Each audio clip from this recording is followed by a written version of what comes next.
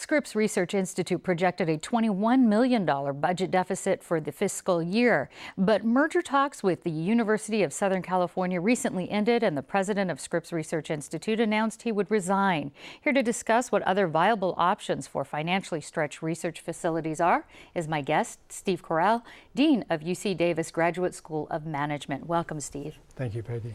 Now, when it comes to Scripps, it's a nonprofit research institute. The merge might have actually helped them with their funding base. How might mergers like this, though, benefit a university the size of, let's say, or the reputation of USC? Well, Scripps has great strengths in biomedicine, and in some of these areas are areas where University of Southern California is not as strong. So it was really a complementary fit from an intellectual and academic standpoint. And what are some of the reasons that then a merger like this would fall through? Well, there's a million reasons. There's often challenges with respect to the organizational culture. So Scripps Research Institute and USC are really quite different organizations. Many would say, well, they're both academically oriented, and that's true, but they're quite different. USC is a very broad, comprehensive university with lots of different types of academic units, whereas Scripps is focused on biomedical research.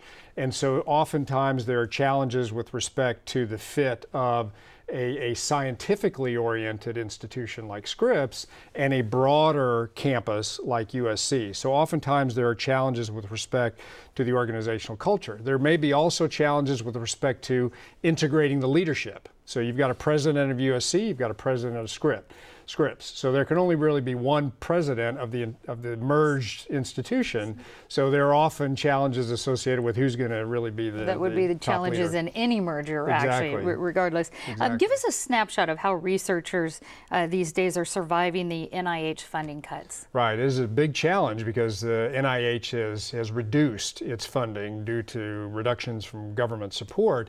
And so institutions like Scripps are looking to diversify their portfolio.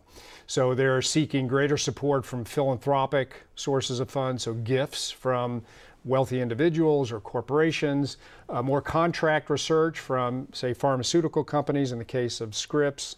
And so those are ways to diversify their portfolio outside of the federal government support from the National Institutes of Health. What do you think some of the key changes research facilities need to do to stay viable, in addition to what you were saying, sort of to stay viable, I guess, and competitive, and what's really quite a growing industry? Well, this is a challenging situation for the leadership because the leadership needs to look out into the future 1, 2, 3, 5 years out to see what trends are clear, and then to try to diversify the portfolio so as some sources of revenue go down, others, say federal government research is going down, but philanthropic revenue can come up. And so oftentimes these sources of revenue are counter-cyclical in the sense that one goes down and the other goes up. And so that's part of the management challenge for an institution like Scripps. Well, I know there was at one point, and I believe it was Salk a few years back, was looking for private funding and private donation, just as in a nonprofit. Right. What do you think about that? Well, I think it's a great way to go, and it's very important. And the advantage of a lot of private money is that it can be put in endowment. So the principal is invested, and then the interest off of that principal then is used for operational purposes. And a lot of universities and research institutions benefit a lot from an endowment because it gives them stability and the ability to plan their revenue streams. Shortly after the USC Scripps Research Institute merger fell through, Scripps Research Institute president, as we mentioned, announced his resignation. Right. Does that tell you anything, or is that something typical that happens with mergers?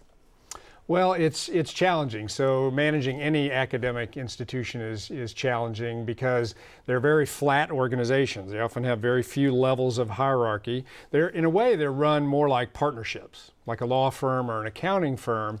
And so a chief executive has to be very careful to ensure shared governance with the faculty and make sure that the faculty are coming along in any big strategic decisions that are being made.